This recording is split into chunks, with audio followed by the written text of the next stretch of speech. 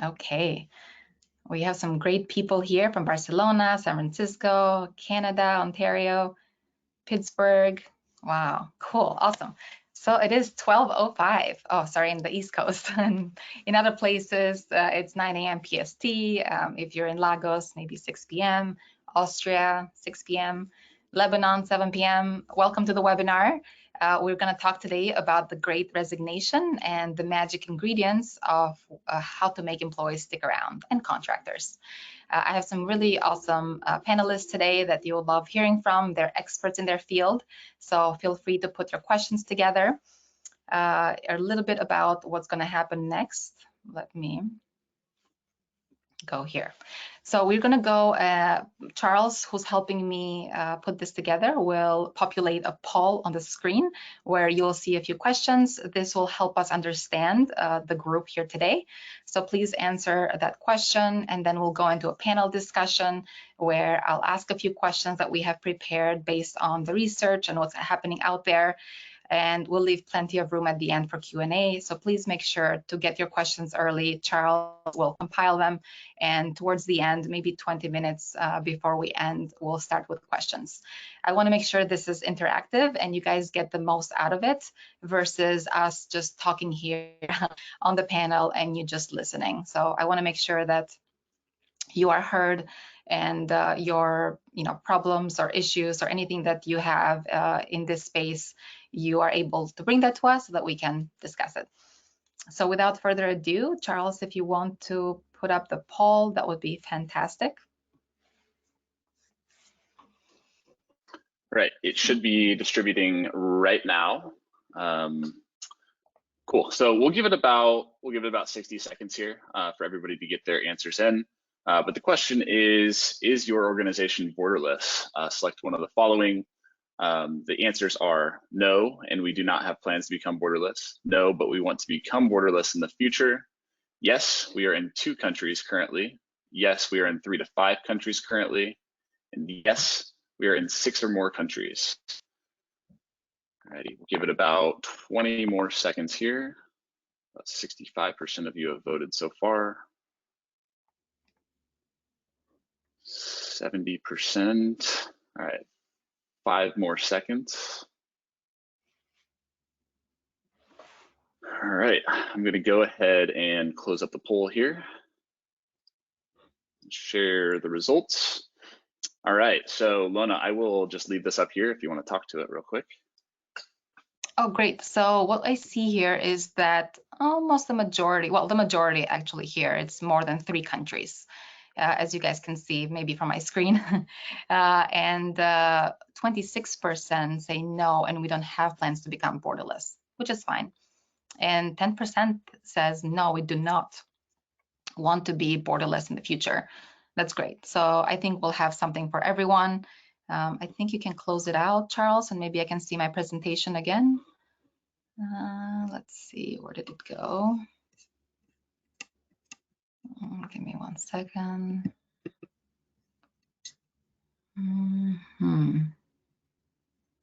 Let's see. Can you see my screen or? I just see your file. There you go. Perfect. Okie dokie. So we had that question. Now we'll go into next over here. Yay. Okay, so my name is Lona Aliyah. I am the head of revenue here at SafetyWing. I'm also a Y Combinator founder, an advisor to a few different startups, and I am a remote work enthusiast as well as an expert. I just love being remote, especially as a founder and a mom. I think that remote work is a great equalizer for women that have children as well. It just helps me live the best life possible by being remote and be a present parent, but also excel at my work. So what is SafetyWing and why are we here? SafetyWing is building a global social safety net to take care of remote workers and distributed teams. What that means is that we offer this cross-border benefits that cover workers in 185 plus countries. So whether you are in Nigeria or in Lebanon or in Italy or you're moving around in these countries during the year, you are covered. First with the health insurance, which is called remote health, then remote doctor, as well as remote retirement and income protection, which gives you this package of global benefits for teams to cover their members. So what is the opportunity at the moment? Well, I just read that 4.4 million Americans, or 3% of the workforce, quit in September. Those numbers keep raising. I think it was 4.3 million in August. And there's about 10.4 million job openings in the US currently. So October, still in November. And by the way, this 4.4 million is per month. So 4.4 in September, 4.3 in August. So you can see how many people are just switching out of jobs. There is an immense opportunity here to either help your team stay, but also attract the right talent that will stay with you for a long time versus jumping from job to job. Without further ado, I want to introduce our panelists. So maybe Sarah, Betsy, and Phil, you can turn on your camera and we can get started with Sarah, and she can tell us a bit about herself as well as her company. And then we can jump into questions. Awesome. Thanks for having me here today. Really excited to dive into this topic of conversation. It's obviously a hot one right now. So yeah, my name is Sarah Hawley. I'm the founder of Growmotely, which is essentially a tech platform that helps companies anywhere in the world find and hire aligned talent. We have a really big focus on conscious culture and redefining work. I think this is such a huge opportunity for humanity right now, and we're absolutely front and center with helping people find work that is now meaningful and allows them to live life exactly as you said, Lona, living their best life every day from wherever makes most sense for them and still doing work that they love and they care about. Amazing. Welcome, Sarah. I really love working with Sarah because we've been on a couple panels before as well, and she has some great insight. I can't wait for you guys to hear it. Betsy, if you want to go next. And I've known Betsy for a while. We've done a few panels together as well, so very excited to have her here. Yes, thank you, Lona. I appreciate y'all organizing this. It's an exciting topic to talk about. I'm Betsy Beulah. I am an all-remote evangelist at Gitlab, which is one of the world's largest all-remote companies. We have more than 1,400 team members now across 65 countries, and the company has actually been remote since its inception. So my job in all this is to help share remote work with the world, talk about how Gitlab does it, but also how other companies can help figure out, how they can embrace remote work and the future of living for themselves. And we've at Gitlab documented all of our remote work knowledge into a remote work guide. And so there are more than 50 guides that I'll see if I can drop the link in the chat too, that really can serve as a blueprint for other companies. And so that's what we hope for. And, I've been at Gitlab for about 3 years, so it's been really cool to see the just explosion of remote work in the last couple of years. And I work most days from my home office here in Raleigh, North Carolina, alongside a very needy golden retriever who will probably pop up somewhere in the background while we're talking. But yeah, thank you again to SafetyWing for organizing. Amazing. Thank you, Betsy. And Phil, if you want to go next, that'd be fantastic. Sure. So thank you very much for having me. This topic is certainly present on everybody's mind as we have a large attendance here today. A little bit about me. I've been an HR leader for 20 plus years, working in all kinds of organizations, all different sizes, all different industries. And Elite HR is a boutique consultancy working with growing companies who are looking to tap into the great talent that's out there and grow their businesses and all in exciting ways. Wonderful. Thank you, Phil. We're ready for the panel. And I think maybe you guys are asking like, okay, why should we listen to these people? So I can tell you my perspective, being at SafetyWing for over a year, we have 100% retention. So I think that we are doing something right to be able to retain some really fantastic people, but also attract some of the top people in the industry. And therefore, I think maybe we know a thing or two. So of course, we might not know everything, but I think the people on this panel can speak from experience, and that's what I'd love to hear. So let's get started. Maybe with the first question. It's what's happening right now? Like, why are people quitting in record numbers? And by the way, they're doing this to switch jobs, not just to like quit and stay at home or hang out. They are finding this opportunity to just shift and go to a new position. I'm not sure who wants to lead it, but maybe, yeah, you guys go ahead. I'm happy to jump in. Cool. I mean, from my perspective and what we see at Growmotely, I think there's two contributing factors. And I think the biggest one really started with what has happened in the world in the last few years, and this time to kind of stop and think and assess everything about our lives, the systems that exist, what we were doing, and see things from a different lens. Overlay that with remote work coming in and people seeing and having this experience that, oh, I can do my work from anywhere. Put those two things together, and now we're at a time where a lot of companies are trying to force people back to the office, and from everything we're seeing, that's really not desired by most people. So that's driving a big shift. But also back to the original point is around people sort of doing that soul searching and saying, like, is the work that I'm doing meaningful? Does it light me up? Because now I can work for any company anywhere in the world. I can find that dream job if this isn't it. And I think it's really kind of that cultural alignment, and are we aligned in terms of what this company does, why it does it, how we do it, the people that I'm doing it with. And if that's not there, I think people are starting to, well, obviously searching for what's next for them that feels better and feels more in alignment. Yeah, I mean, I'll jump in, Sarah, and talk a bit about, kind of what I've been seeing is people are redefining their employer and employee relationship. They're redefining this sort of unwritten kind of contract of what they expect from their employers. And now they're expecting a more humanistic approach. They're expecting to find that they're going to look at me as a whole person, not just an employee with an employee number and a widget kind of filling a role. So they want to find meaningful attachment and interest in the work that they can make a contribution to. And if not, they're going to vote with their feet and leave. And so it's companies that respond to that new relationship that will help be successful. Mm-hmm.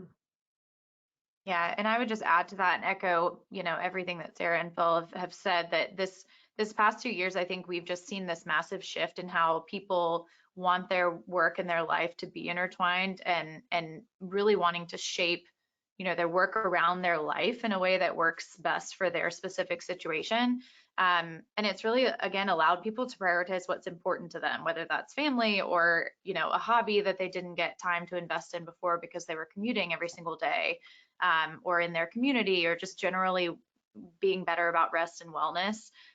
There's really just no going back from here at this point, and it's something that I think had been a long time coming. It's just been sort of exacerbated by the situation that we've all been through in the past 2 years.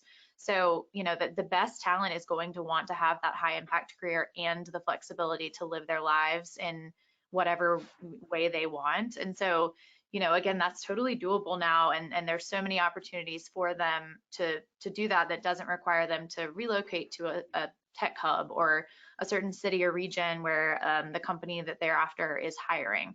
And then I also think this has just been such a roller coaster of a couple of years, as everyone has lived through this pandemic, that a lot of people are evaluating how their manager and their leadership team and their culture has sort of reacted to this. Like, did they have the level of empathy that you would have expected? How have they supported their people throughout this unprecedented chapter, and really deciding whether that's the right fit for them going forward.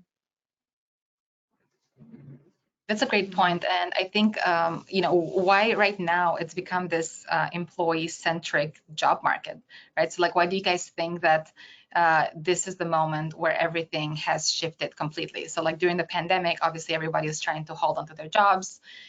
Many people were laid off, especially in the service industries. And now we're seeing the shift where it's no longer the employer that has the power, but it's the employee. And by the employee holding the power, it really shifts everything in terms of how you attract that employee and how you retain that employee. Do you guys want to talk a little bit about that? Maybe in terms of, you know, what are those magic ingredients like to keep someone there? I mean, I can also say it for SafetyWing from my experience here, and maybe I'll chime in at the end. But I think people are really curious to see, okay, what can I do? You know, if I am a hiring manager and I'm having a really tough time getting great qualified people to come join us, or if I am a manager that many people are quitting, what can I do to keep people satisfied and to attract the best talent in the world? I'm happy to start with this one. You know, I think one of the most foundational pieces here is listening to your people. That sounds super simple, but it's you know, I think something that a lot of times, you know, organizations, especially larger ones, can lose track of, because there are so many different needs and you know, wants and priorities within your diverse team, and so it can be difficult to sort of figure out how to please everyone, and that's not really the goal, because there's no one size fits all. So being able to listen to your people, find out how to meet them where they are, and then oftentimes that means offering true flexibility and autonomy for them to then shape their workday and their week and their schedule and all of those things in whatever way makes most sense for their situation. So, you know, I think a lot of companies are hearing the need for more flexibility and then maybe offering, you know, a day a week or something where someone can work from home. Well, that may not be enough for certain people. So actually doing those surveys and things like that you are already probably doing, but then really taking that feedback and turning it into something actionable, and even sharing it, you know, transparently, so that other people in the company know what that feedback is and can kind of see the different needs and the different opinions, and feel like it's a transparent conversation that you're having with your team. That really goes a long way. Yeah, I would add around the piece around alignment and knowing what your culture is as an organization, and then communicating that clearly when you are looking for talent is so important now. Like, we've evolved past this point of like, this is what good culture looks like, you know, make a nice office, give free food, put a ping pong table in. I feel like that was kind of maybe 10-ish years ago or something, what people saw as culture. And we've seen that in the pandemic with the move to remote work. So many companies saying, how do we have culture in a remote context? It's like, culture is not your office. Culture is how you guys interact every day, and, you know, what the values are and how the kind of ways that we kind of come together and work, those transcend a physical place. So really, I think where strength comes for a company is to understand, like, who are we as an organization? How do we show up? What is important to us? And then communicating that clearly and attracting in and using discernment when you're going through that hiring process of like, I don't think you will fit well here. We're very structured. You seem to be someone who prefers more flow, or vice versa. Like, unpacking the idea that there's a right way to do culture and a wrong way. Even if you want to be office based, like, that's okay as well, but just understand that, you know, really having those conversations up front and understanding in that context, there's probably less people that want that now, but that's not to say you can't find them. Understanding exactly who you are as an organization, communicating that, using discernment in the hiring process, and like Betsy said, not trying to be a one-size-fits-all solution, trying to be super true to who we are as a company, and trusting that we'll find those people that come in and absolutely thrive in that environment. That is how I, over the past 10-ish years, have had such high retention rates in my organization, by just knowing who we are and finding those people that align with that. And, you know, a lot of that transparency is one of our core values, and this trust and empowerment and all of that naturally has come with remote work. But, you know, that's not necessarily for everyone, and that's okay. I would just add to that, we have to get comfortable with being uncomfortable and start having the conversations with our talent that are, you know, conversations 10, 15, 20 years ago even we would never have. and then taking that information and putting together this radical flexibility to allow the talent to flourish. And we have to recognize that there's probably no going back to the days when you had your work life and you had your home life. And so we have to start looking at this as, how do we support our talent, whether they're in the organization or people who we want to attract, as people, and sort of use that uncomfortableness to drive your organization forward. That's such a great point, Phil, and I love what everyone said here on the panel. It reminds me that maybe we should have had a contrarian here, someone that really wants to stick to the office and tell us maybe their point of view, so that we could have a bit of a debate, because I think all of us see the future very much alike, and it's worked really well in our companies. We're also seeing what people want. I mean, they've voted and they want to be remote. They want to have a flexible life. If you think about it, being location independent is what wealthy people have. So now all the general population got a taste of it, and that's what we want. It's like, just give people what they want. It's very simple. It's like to get people to stay or to come to your organization, offer great benefits. Like Sarah said, like no more like, ping pong tables and, free beer Fridays, things like that. Sure, great. But like for the remote people as well as teams, give them really great benefits, give them the flexibility they want. Don't say, oh, we're remote friendly, so you can come to the office 1 to 4 times, a week. For me, that would not work. I would absolutely quit the next day. I want to be flexible. I want to be in Miami today. I want to be in St. Bart's, next week. And that's my life. I've been doing this for a while, and I truly believe it is the future. You guys know that, a few years ago, before the pandemic, young people were quitting their jobs to live on a van and experience world, but they had to quit their jobs to go do what they wanted. Now they don't have to quit their jobs. They can do that experience, but also be great at their job and move up in the rankings. So, give them what they want. People want to be able to be flexible. Give them great health benefits. The number one requested benefit is health insurance. For you that have team members globally, you can offer them, let's say remote health. Give them maybe paid team gatherings. So we get together in different countries of the world. In September, we met the whole team in Slovenia, which was amazing. We're meeting again in January in Costa Rica, in March in Tulum, Bali after that. So it's a huge perk that instead of paying an office rent, we are putting that money and giving people this free vacations where they can be themselves, they can connect with their coworkers, and they really can do their best work. So give them like a stipend for a personal development budget. They want to become the best versions of themselves. Invest in them. That will be fantastic. Give them equity. So these are just some things that we have at our company that I just wanted to share with you quickly. But maybe you guys can also share some of what keeps you at your companies. Like, Betsy, you've been at Gitlab for 3 years. What are some of the great things that Gitlab is doing? And obviously you guys have grown tremendously, so you need a huge amount of workers to come in as you grow, now that you're public. So you said 1,400 people, correct? Yes. Yeah. And that's, it's interesting because I think, for some people that speed of growth may not be the right fit for them, and for others like me, it's exciting, and it's something that you look for in a role. So there certainly are all kinds of things that might encourage someone to choose one company over another. But for me, the biggest thing, I have worked at a company that was basically hybrid pre-pandemic, and so I had that experience of sort of being the person that was working remotely when the rest of the team was often in the office. And so knowing how that experience was for me at the time, it was not, I think now a lot of companies have figured out their technology and the ways to do meetings well and to incorporate remote team members even when there are a lot of people in the office, but at the time that was not the case. And so it's really been it was such a breath of fresh air to join GitLab, where everyone was sort of on the same playing field, and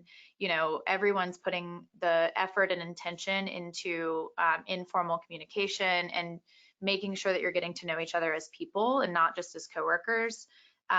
So I think that one of the biggest reasons I've stayed for so long and will continue to is just because we really practice what we preach in terms of, like Sarah said earlier, who we are as a company. And we talk all the time about our core values, because that truly is, ultimately our culture written down. And we see it play out every day. So even in small interactions, like the way that we express gratitude to each other in Slack, or special interest group Slack channels, like our mental health channel, is something that I think it's such a demonstration of how we are able to bring our full selves to work each day and really live out those values. So that authenticity is just huge, and knowing that what you opted into in the interview process is actually what you're experiencing once you join.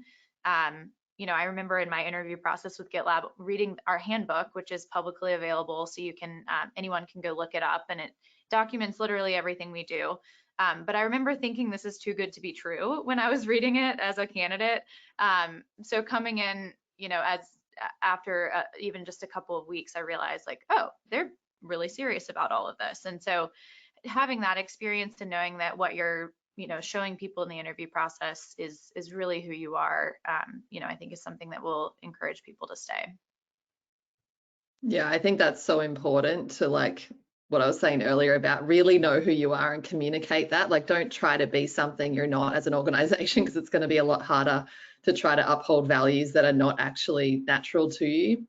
But when you do truly embody them and know what they are, then yeah, it doesn't mean things don't happen where somebody acts out of alignment or we go off course a little bit, but it's just an opportunity to course correct and remind ourselves of why those values are really important and why we've all kind of agreed, using the example of the employee handbook, like it's an agreement, right? Opting in that I want to work in this way with you all doing this. I love what you said, Lona, about prior to remote work, the only people that got to move around and have freedom and flexibility were entrepreneurs. I mean, that's largely the reason why I became an entrepreneur, because freedom is my highest value.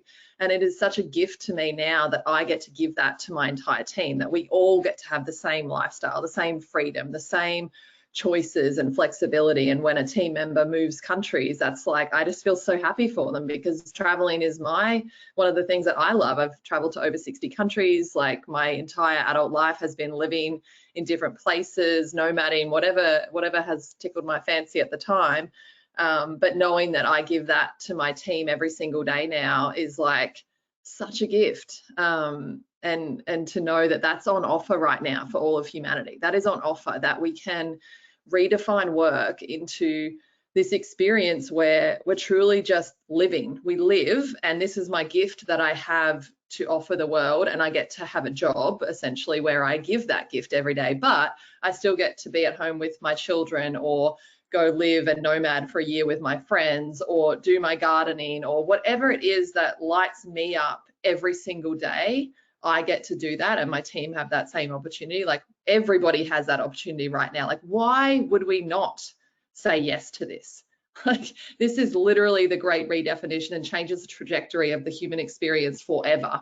Why would we say no? We must go back to an office. We must put 10 people or 50 people or 1,000 people in a room every day and make them stay there from 8 until 6 and have to deal with each other's everything, and commute here and there, and like, why? It kind of seems really quite crazy when you look at it, if you're me anyway. Well, yes, it was also designed 200 years ago, for the factory workers. So again, like, we need to change up the design based on our current times and where we're going, versus living out whoever designed this 200 years ago in Germany, I think, for the factory workers.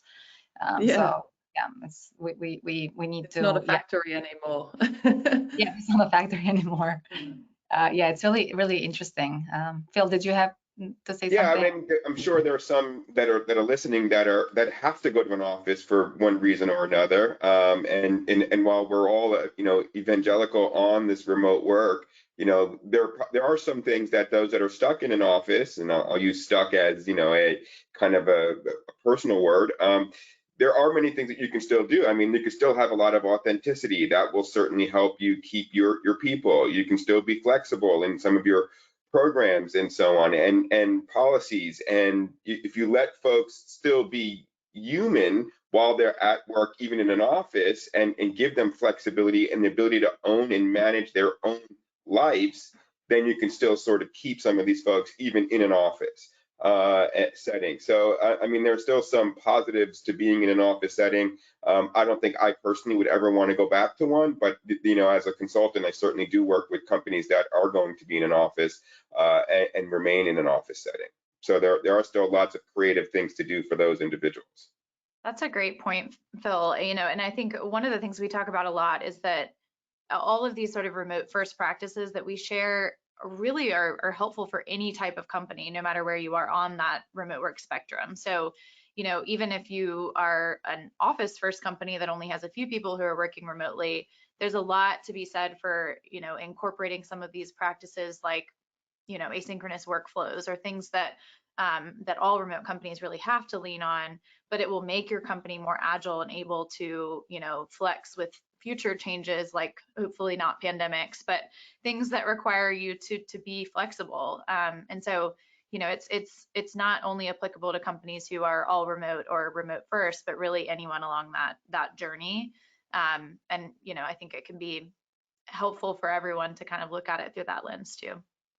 I agree. I think it's really interesting. Like, for me, I think remote work was like the key that unlocked my potential as a leader, because it allowed me to start questioning all the things that I had just accepted as the way that we do things. All of a sudden, I had to look at things a little bit differently. And for me, it was 2014 when I turned my companies remote, and my leadership development and growth and my company culture as a result drastically improved very, very quickly. And at the end of the day, those things were not actually about being remote. That was just, like I said, the key that unlocked it. All of those things could and can still be done in any team dynamic anywhere.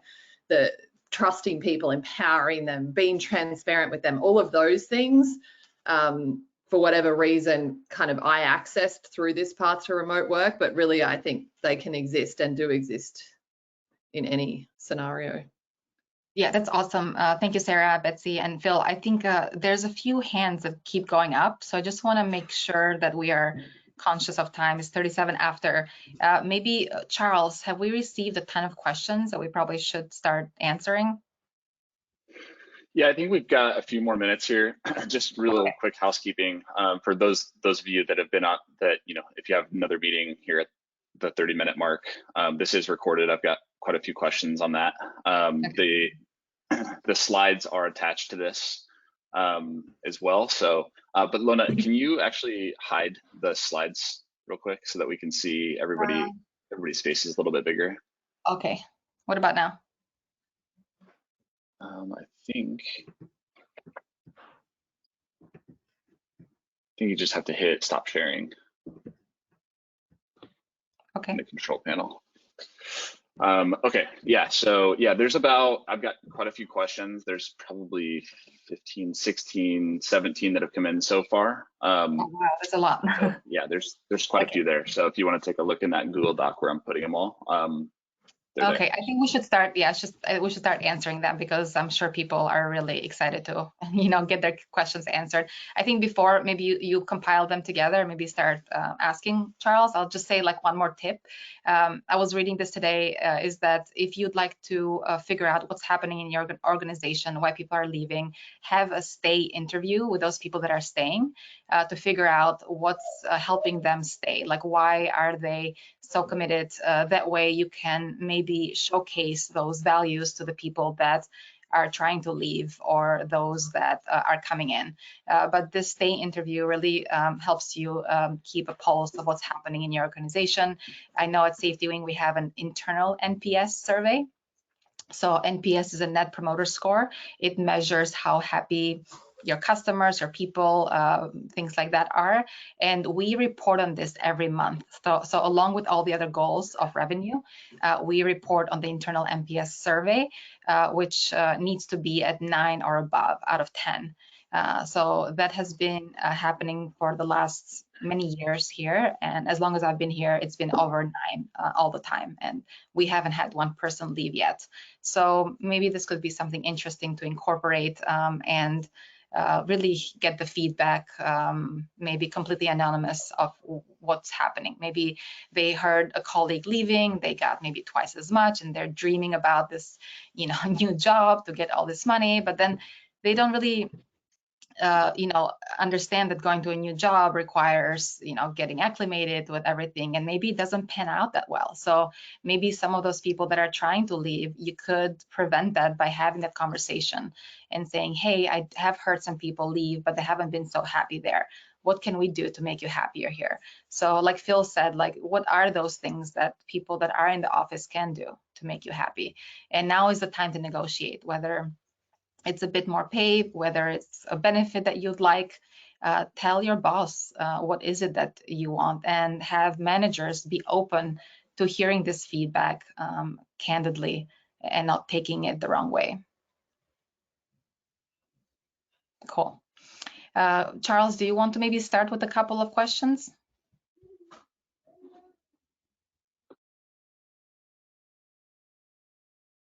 Sorry, I was on mute. Yes, we have a ton of them. There are, as I put them all in here, so panelists feel free to go into the Google Doc and start taking a look through them. But there's quite a few. We've got more than 20 now in there, and there's more coming in. So I apologize in advance if we can't get to your questions, but I'll just start going right down the line, first in, first answered. So, all right, so Philip, this first one is actually directed to you. So it says, Philip mentioned that employees want to have high impact contributions. Can you define maybe with examples of what high impact contributions are? No, because they're very much specific to the individual and the organization, and this is where a great time to have that conversation, like that stay interview, and find out what does that individual mean for high impact, and what is going to be high impact for them. I mean, for me personally, as a senior leader and a consultant, my impact is hitting metrics and hitting specific goals. For another individual, let's say working in a nonprofit, it could be, the feeling they achieve when they see a program take off and a community become better. So I think that, that's a very individual question and a very organizational centric question. And those are conversations that you really should be having with your teams, with your staff, and with your, each other, and say, what are our values, and what are we all here for, and what are we all pulling for, and what's our mission, and get aligned on that, and have that. But those are going to be very specific kind of conversations, and there's no one size fits all. I could add just something really quickly on that, but I think that in this moment in time, it's really important for team members to understand why the business exists, like why the founder is passionate, why are we even doing this thing. And it's no longer enough to say, you're good at marketing, we need a marketing manager, here's a salary, and you say yes, and we go on a journey. People are like, what are we doing? Why are we doing it? Why do you care? So as founders, I think it's really important to infuse our passion for what we're doing, our vision for where we see it taking the world, and what the impact that we're hoping to make. The impact doesn't have to be like this grand scale. I think it does have to be positive, though. Largely what we're seeing is people want to work on things that make a meaningful, more positive impact on the world around them. And I think that will help, at least by us communicating that, to understand, like, finding the people that will be aligned with that thing that we're doing, that we're building.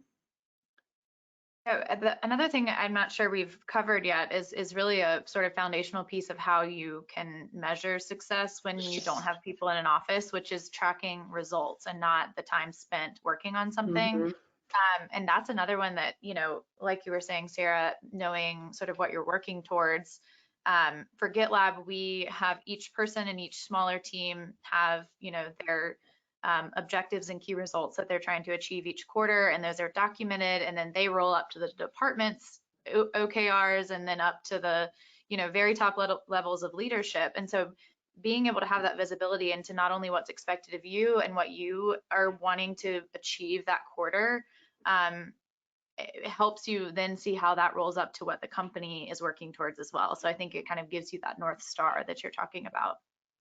Mm-hmm. I think there's some real value as well in, sorry, I'll just quickly say there's some real value as well in like allowing people's genius to come through. Like if they know what the vision is, allowing them to even add to how they want to contribute versus us saying, this is how you're going to contribute and this is the measure. Like what genius do they have that they can bring so well aligned because they know the vision, they know where the company's going. Yeah, I often tell leaders a lot of times your role is to get out of the way, and let people 100%. do what they do best. Yeah, love that. Perfect. Charles, do you want to go to the next question? Yep. I'm just going to go right down the line. We've got about 15 minutes left. All right. So this person said, agree with everything that each of you has said. Do you think there might also be some pent-up demand from talent not moving to during COVID? In other words, people who might have switched jobs over the last couple of years are now more comfortable doing that. I think there's definitely some of that, and just that, people were looking for stability in the last couple of years in every aspect of life, wherever we could grab it. So there certainly were probably many people who stayed and may have even been thinking about making a change prior to the pandemic and decided to seek it out over the past, 18 months or so. So it'll be interesting to continue to see sort of where this progresses over the next year and kind of doing a look back of where we are today versus, the next 12 months and whether some of that levels out or just continues to evolve as companies make these decisions for their teams. And also, if I may say, if companies are saying, hey, now you have to come back to the office, well, where people were remote, that's going to be, the major reason, because they have, Facebook, Twitter, Google, whoever might offer them just be all remote, or GitLab. Therefore, they have no choice but to leave that company because they want to be remote. So one of the biggest reasons is definitely this, and we have to recognize it. I think Slack's founder and CEO, he said that, if we tell people to come back to the office and then Google is saying be all remote, then of course they're going to go to Google. So, you have the answer right there, but that's a good point. I also think it's worth just looking at this thing as well from the perspective of if somebody wants to resign, it's like let them go, because we don't want to be keeping people in our organizations that are not aligned. While it's uncomfortable and it's disruptive for a period, like also looking at the opportunity that's on offer for us as leaders of organization, that we get to, realign and get talent in that's aligned. That doesn't, like I said, doesn't preclude the fact that it's a little bit disruptive, but we don't want to keep a bunch of people, especially if it's a bunch, especially if there's like half the people wanting to leave. Like, good, that's really like problematic if half your people are not in alignment with your organization. It's not always a bad thing. Like, there is a natural kind of time when things are working and time when they're not, but obviously this is all happening at once and it's challenging. Phil had a good thing about this. He was, can you share, Phil? I forgot what I said in terms of that. You were saying that you are advising. I've had times about paying individuals to leave. Exactly. So I mean, at times it's okay to say that, have that trust in your organization where you can say to some of the folks, hey, I know you're not necessarily happy here. You might not be the best fit. If I was to give you, say, 3 or 4 weeks of salary, would that help you make the jump out of the organization? And encourage people to leave your organizations. Not everybody's going to fit in your culture, in your organization, and have that genius kind of come to the surface. So, it's kind of okay to recognize that and have that conversation. Next question. Cool. We'll go ahead and move on to the next question here. How can you make employee feedback surveys actionable? But I mean, by measuring them and reporting on them. So for example, we have someone that owns them in our team, is the head of culture. He makes sure that the surveys are sent every week. He collects them, and then at the end of the month, he tallies up the number, and he will present in front of the whole team.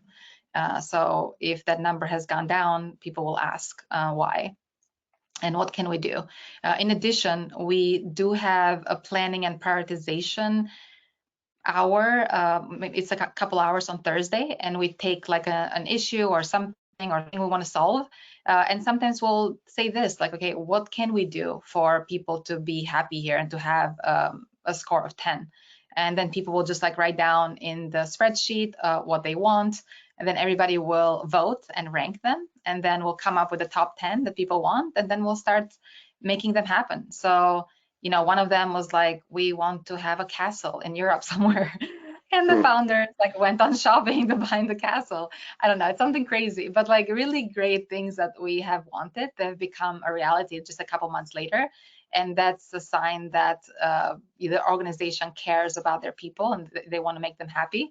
So if you have a way to do that, you should definitely do that. And I think that's one of the ingredients that makes SafetyWing so successful, is that they listen to people. They take time to prioritize this, rank them, and then really make it happen, not just leave that somewhere in the spreadsheet and then somebody forgets about it.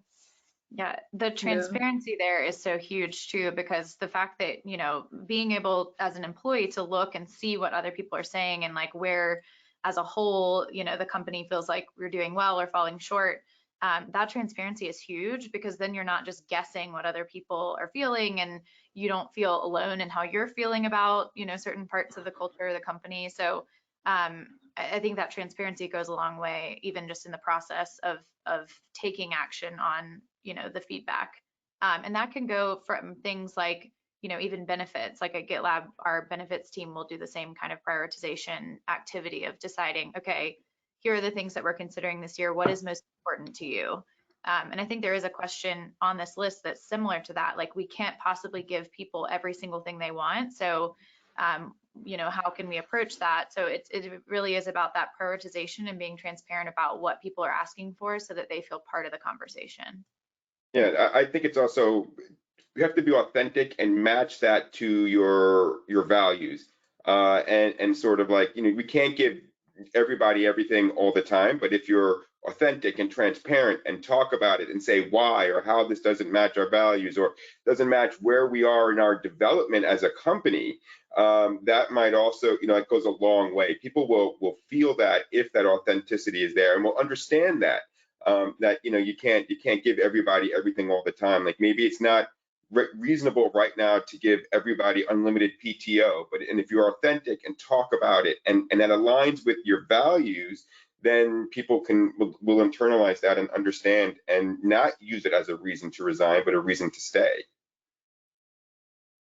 Yeah, I'll just add that for me as a leader and a founder, that monthly score of how happy you are, and we ask and why, and that's where they can provide anonymous feedback and ideas and suggestions or what have you.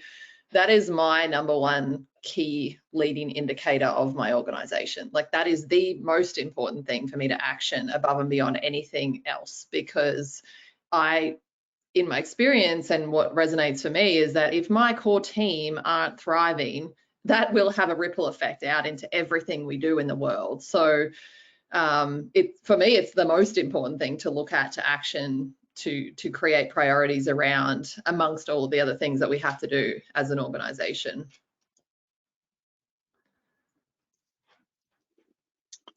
All righty, I will go on to the next one here.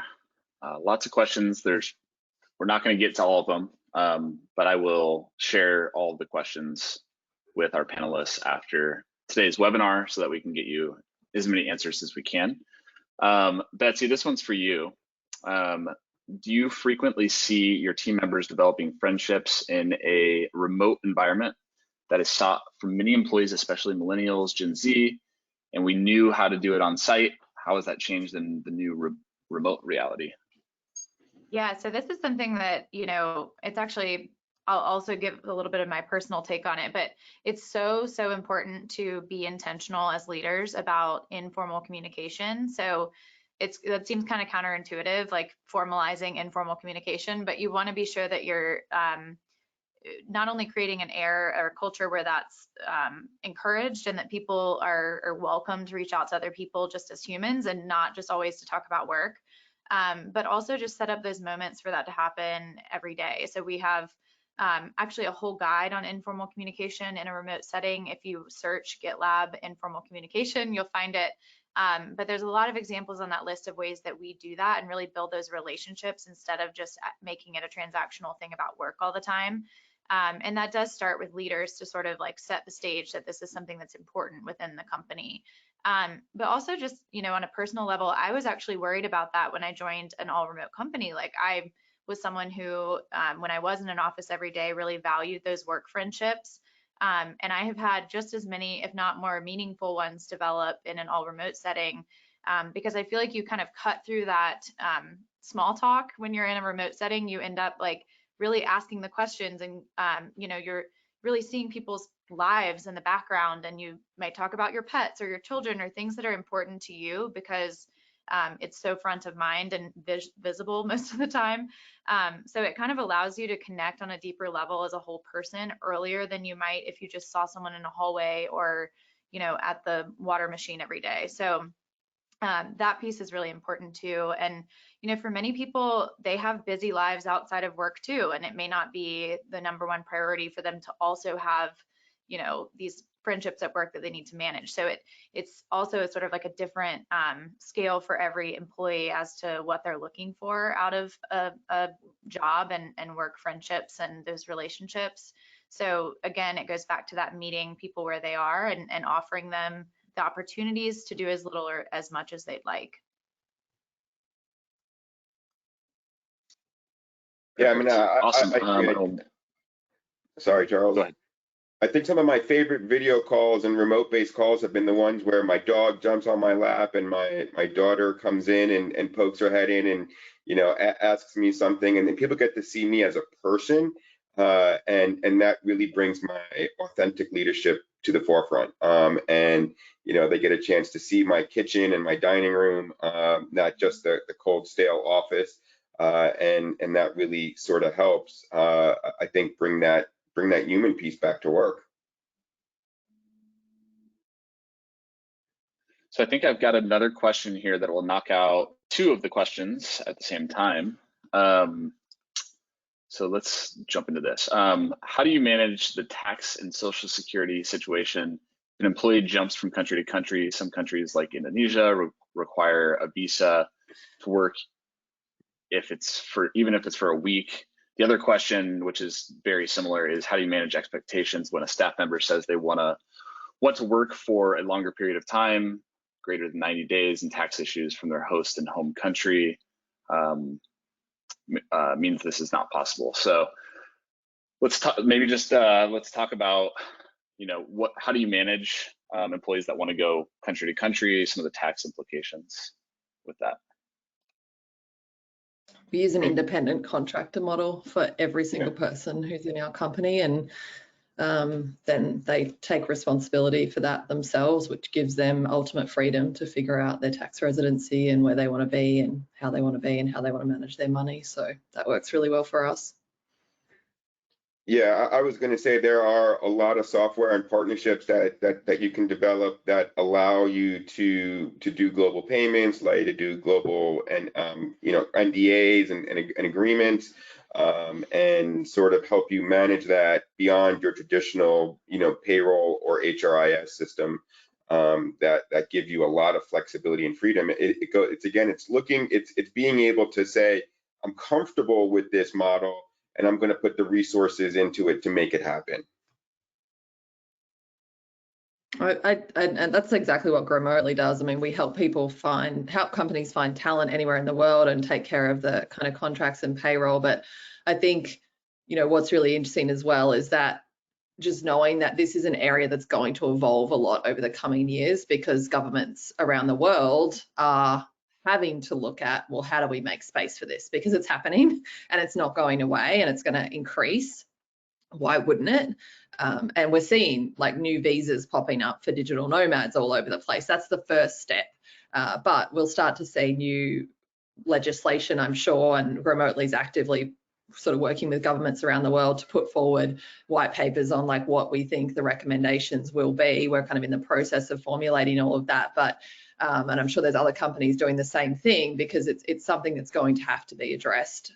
It's not going to change, and setting up entities in every country in the world doesn't seem like the best way to do it, really. Alrighty. Thank you all. It looks like we lost Lona. So I'm going to take it to I'm going to wrap things up here. I think she may have lost a connection. So let me just pull up my screen real quick. That is not the screen that I want. We lost our host. Okay. Alrighty, cool. It's all good. I've posted like 50 of these myself, so we're good to go. All right, so first off, thank you all, Sarah, Betsy, and Phil, for joining us today. We really appreciate you. Everybody in the audience today, I mean, we had close to 300 people show up today, so that's awesome. Really cool stuff. We have a lot of questions we didn't get to, so I apologize about that. But we will do our best to follow up with each of you individually with those answers. We do have a live webinar panel next week, or 2 weeks from now, on Wednesday, December 15th, on work-life integration. So we've got some experts joining us for that. And if you're interested in SafetyWing, you can get a demo. I put a link to that webinar in the chat as well. So if anybody wants to check that out and register for that next webinar, definitely feel free to do so. But just once again, I just want to say thank you to our panelists. Y'all were awesome, so really appreciate you jumping on. We'll have to do another session like this because there's so much content to cover. Maybe we'll do a quick follow-up here in the next few weeks or month or something like that. So, and again, thank you to all of our attendees today. Hope to see you on our next webinar. Thanks a lot. Thanks, everyone. Everyone.